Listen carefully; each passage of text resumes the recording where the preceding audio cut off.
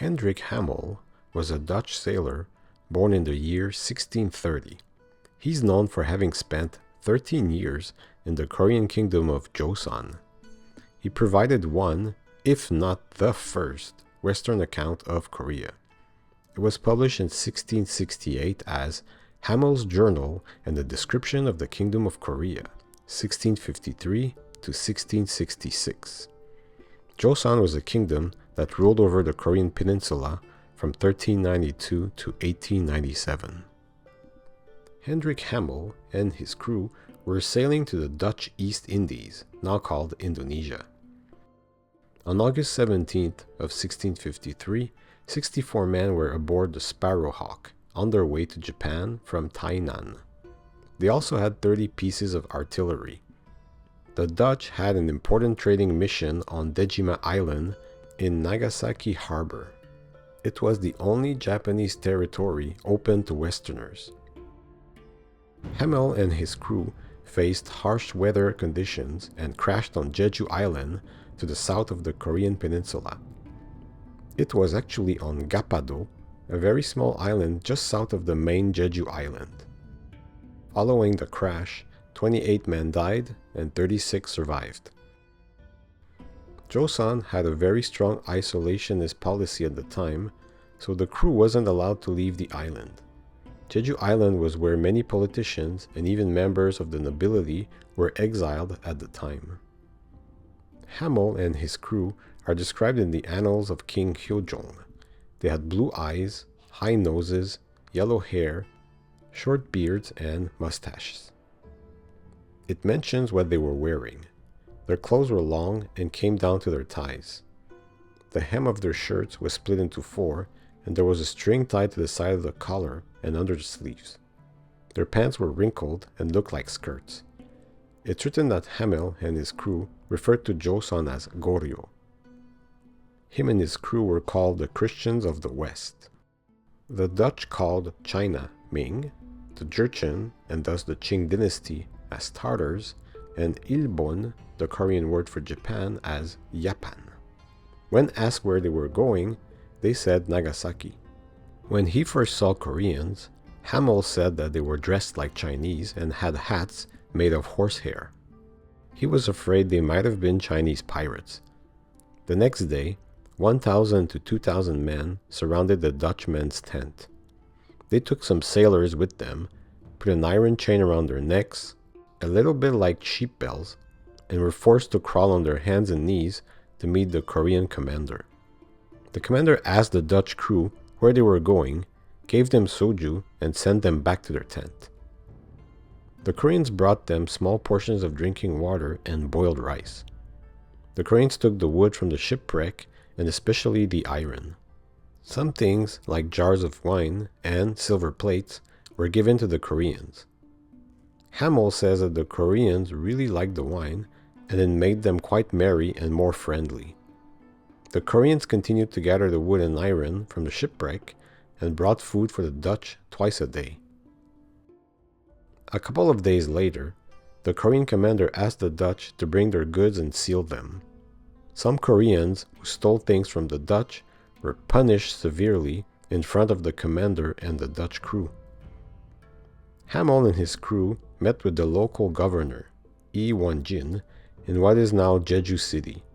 Hamel wrote that he was around 70 years old and was a good and wise man. He had around 3,000 armed men with guns with him. The Dutch crew were frightened and thought that this would be their last day on this earth. They were interrogated and asked once again where they were going. They all said Nagasaki. The crew was then brought to a house where the uncle of the king had lived. Hamel must have been talking about Gwanghaegun. The crew was given protection and food. Won-jin sent a message to King Hyojong requesting advice on what to do with the Dutch crew. While awaiting for an answer, he treated the men well and gave them some freedom to move. He also gave small parties for the Dutchmen and was curious about their language and ways. He assured them that they would soon get an answer from the king and be on their way back to Nagasaki. The answer came in the form of a fellow Dutch, Jansz Weltevree. He was a Dutchman who was shipwrecked in Korea 27 years before. Weltevree took a Korean name, Pakyeon, married a Korean woman, and had 2 children. Furthermore, he passed the Gwago, civil service examination, and became a Korean official. When he was captured, Weltevree was ordered to produce artillery weapons by Joseon authorities. Hamel notes that Weltevree almost forgot his native language and was a little bit hard to communicate with. Weltevree brought some joy to the crew, but also some sadness because Weltevree told them that most probably the king would not permit them to leave and would give them a chance to live their whole lives in Korea. Still, things were going not as bad for the Dutch. Sadly, that changed when Won-jin was replaced by a new governor. Won-jin treated the Dutch to a big party and regretted that he couldn't let them continue their mission to Nagasaki. The new governor didn't give them as much food and just made life more difficult for them. Some crew members attempted to steal some local boats and failed. They were punished severely by the new governor. Hamel mentions that Jeju was populated and fertile with many cattle and horses. The population was poor though, because they had to give a lot of their income to the king. He said Jeju inhabitants were considered simple and poor by the mainlanders. A letter from the court finally arrived in Jeju stating that the Joseon government had a moral obligation to ease the existence of the Dutch crew. It also stated Hamel and his crew were to be sent to Hanyang, present-day Seoul. It was now June 1665. The journey from Jeju to the mainland took a couple of days because of the bad weather conditions. Hamel noted that most guards on board, when leaving Jeju Island to get to the mainland, were seasick. Hamel documents all the cities they've been through on their way to the capital. It took them 14 days on horseback to reach Hanyang. Hamel and his crew, along Weltevree, met King Hyojong. They begged the king to release them, but he refused. Hyeonjong asked them to entertain him with songs and dances from their homeland, as well as clownish behavior. Hamel wrote that the crew did those things with little talent and enthusiasm, but it pleased the king. They were sent back to their accommodation and received around 70 ounces of rice each monthly. They also received a round wooden disc.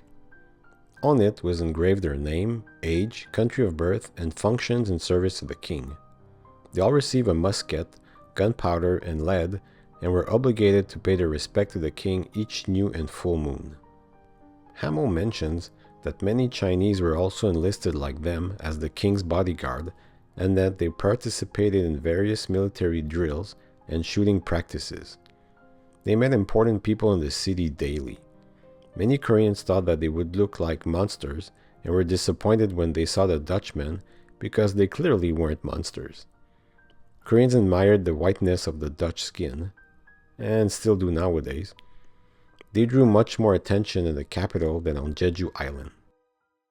One summer, a Manchu envoy from Qing China came to Hanyang to collect the taxes demanded from the Joseon nation to Qing China. When the envoy came, the Dutch crew were forced to relocate in Namhansansong fortress until the Chinese envoy left. When they came back to the capital, they were accommodated by Chinese who didn't treat them especially well. The winter was harsh because they didn't have any proper clothing, but they found some work and could buy hides and even 3 little houses. In March of 1655, the Manchu envoy came back to the capital. 2 crew members were out looking for wood.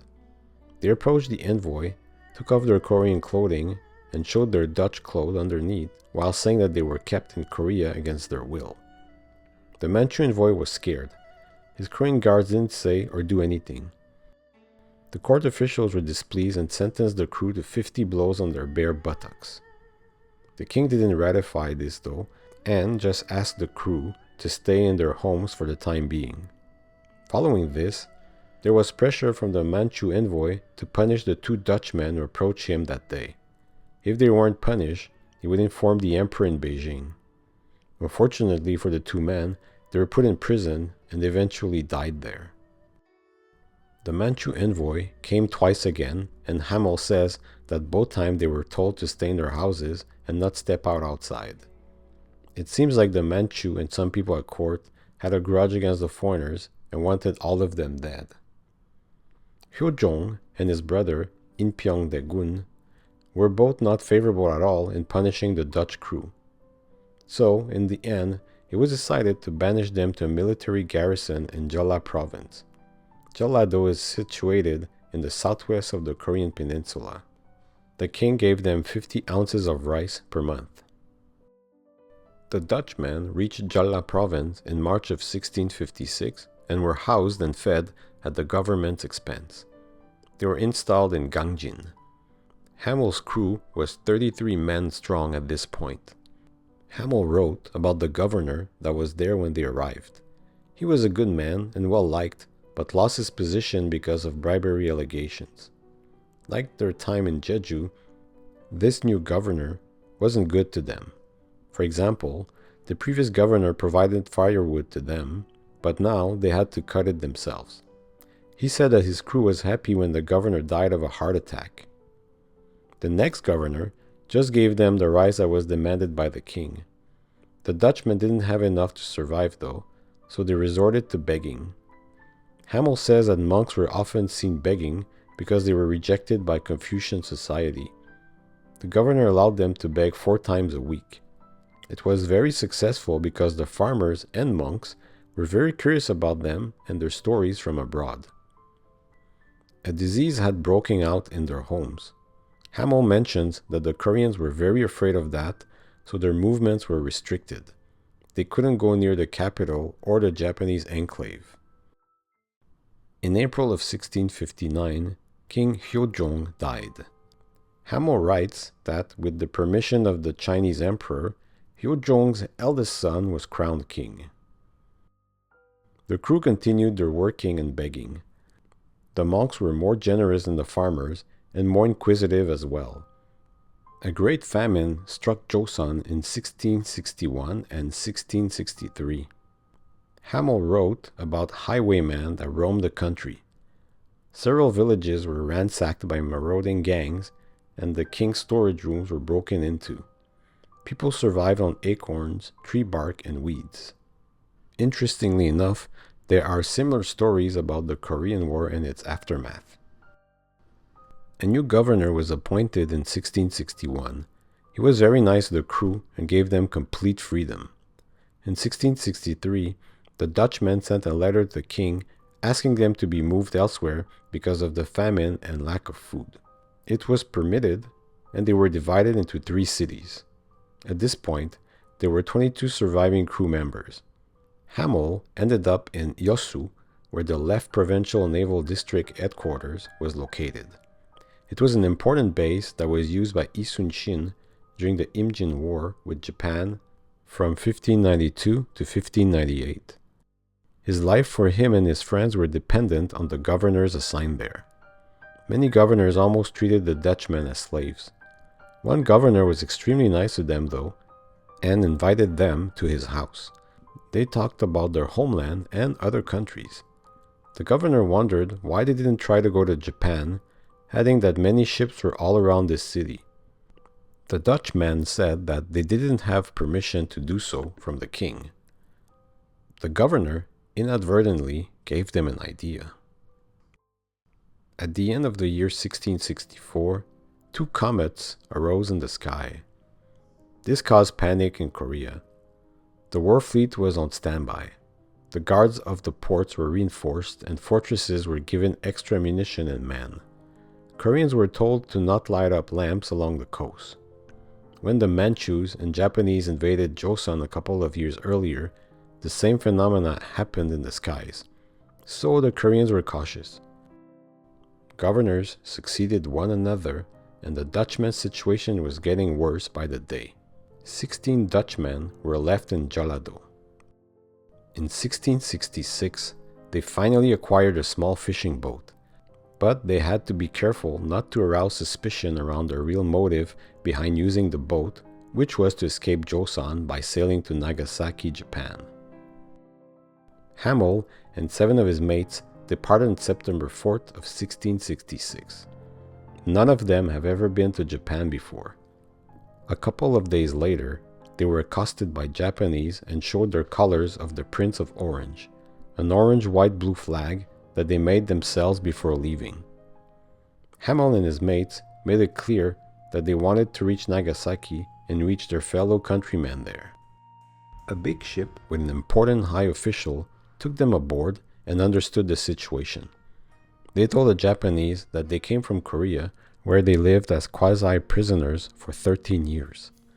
The Dutch were relieved that the reception was so friendly because the Koreans told them that the Japanese would beat to death any foreigners who make it to their land. On September 12th, they reunited with their fellow countrymen on Dejima Island. In Japan, Hamel and his crew were interrogated by Japanese officials who were curious about Joseon. They asked questions about the land. Hamel answered that Joseon was divided into 8 provinces, 360 cities, and many islands. The Japanese wondered about the Joseon army. Hamel told them that they had muskets, swords, bows and arrows, and some pieces of artillery.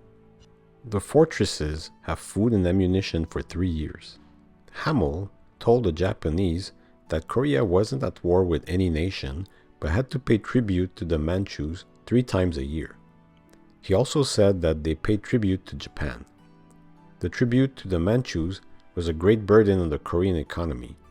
Hamel says that before the Manchus took over, Joseon was a country full of bliss and friskiness. People did nothing but eat, drink, and make love.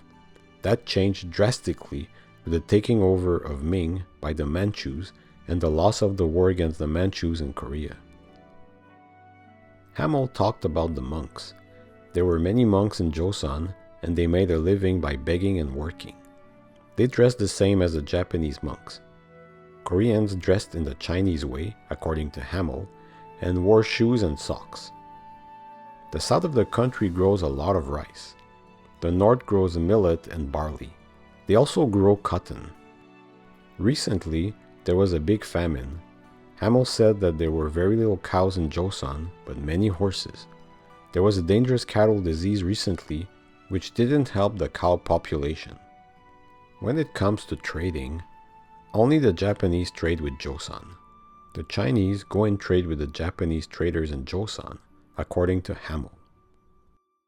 There were silver mines in Joseon, wrote Hamel, and a fourth of the proceeds went to the king. Ginseng root is given to the Manchus as part of the tribute, as well as exported to China and Japan.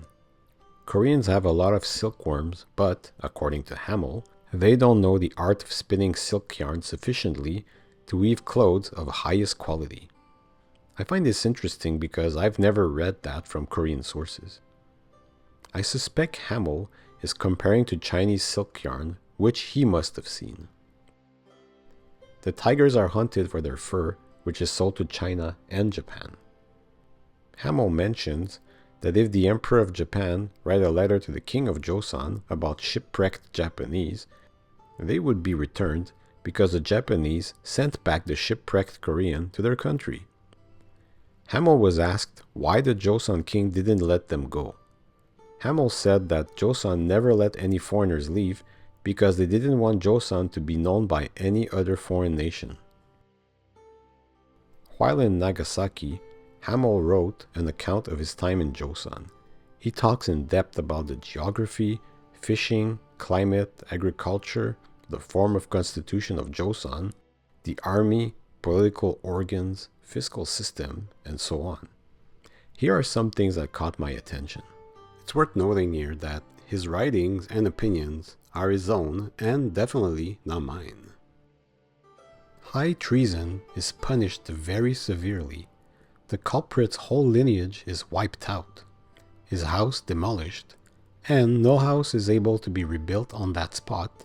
His slaves and goods are confiscated as well. A woman who kills her husband is buried next to a crowded road with her head sticking out. The city where this happened loses the right to have a governor, and it is instead administered by a neighboring governor or a nobleman appointed by the king. According to Hamel, many crimes are punished by beating a culprit's foot sole. He writes at length about the beating of the shins, soles, buttocks, and other quite gruesome penalties for serious offenses. I'd rather not talk about those in this video. Concerning religion, Hamel talks about temples and monks and that the common people have more respect for the government than the many gods. Monks come to say their prayers to the family of the deceased, be it poor or richer people. They never discuss religious affairs and do not proselytize. On official holidays, many people went to the temples and the monks made strange noises by beating on drums and gongs, as well as strange music with flutes and primitive instruments. Hamel wrote that everyone can become a monk and stop being one as they like.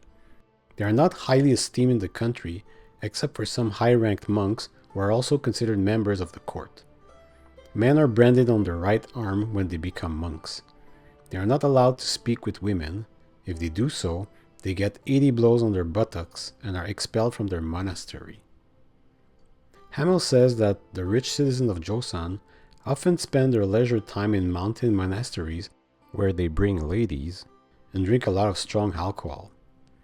Hamel thinks that many monasteries are more like a brothel than a place where one can repent. Hamel considered kisaeng as unashamed ladies of the night that were good at pleasing men, singing, dancing, and playing musical instruments. When it comes to housing, the rich obviously live in nice houses. The poor live in slums and are not allowed to modify their houses. They need permission from the governor to get roof tiles. Hamel wrote about the ondol system, which he describes as making a room warm like a baker's oven. Women live in the back part of the house where passerby can't see them. Houses are scarcely furnished. Koreans only keep the most necessary things in their homes. The cities have many public houses and brothels. There are no inns when traveling long distances. One must stay in a private room if he needs to rest. If high-ranking officials travel, commoners and nobles are obliged to share their space for them. Hamel talks about arranged marriages when the kids are between 10 and 12 years old. He talks a lot about how men can do anything they wish. It struck him as a 17th century Dutchman. He wrote that a man can repudiate his wife even if he had children with her. He can remarry also. A woman cannot do any of that except if a judge allowed it. A man can have as many wives as he can afford and can visit ladies of the night. He says that Koreans treat their women as slaves whom they can repudiate for any reason. If a man doesn't want a woman's children, she has to take them. Hamel ends by saying, "No wonder this country is so densely populated." Hamel admires the education system, though. He finds it admirable to see how diligently children study scriptures and the history of honorable people. He talks about the civil official examinations, which are a great burden on the parents, but if a child passes the exam, the sacrifices were worth it. Parents and children love each other a lot. Children will take the blame for a parent's mistake, and vice versa. For slaves, it's looser, because the children are taken from them from the slave owners as soon as they can work. Hamel talks about the mourning period and its strict rules. If a father dies, the sons observe 3 years of mourning, for a mother, 2. During this time, they eat the same food as monks, meaning vegan on today's terms, and cannot carry public duty. During the mourning period, they cannot have intercourse with their wives. If any children are fathered during this period, they are considered illegitimate. They are not allowed to argue, fight, and get drunk. They wear special clothes too, and bathe less often. Hamel writes, "When somebody has died, his friends and relatives behave like madmen. They cry and shriek and pull their hair from their heads." Burial is determined by a fortune teller. Usually, the deceased are buried in the mountains where no water can reach them. He talks about small mounds on the graves, as well as stones and statues placed for the wealthier dead. Sometimes, a body is reburied because a fortune teller deemed the placement of the grave inauspicious. the eldest son acquires the main house. Other things and properties are divided amongst the other sons. When the father reaches 80 years old, he must hand over all his properties to his sons, who then should take care of him.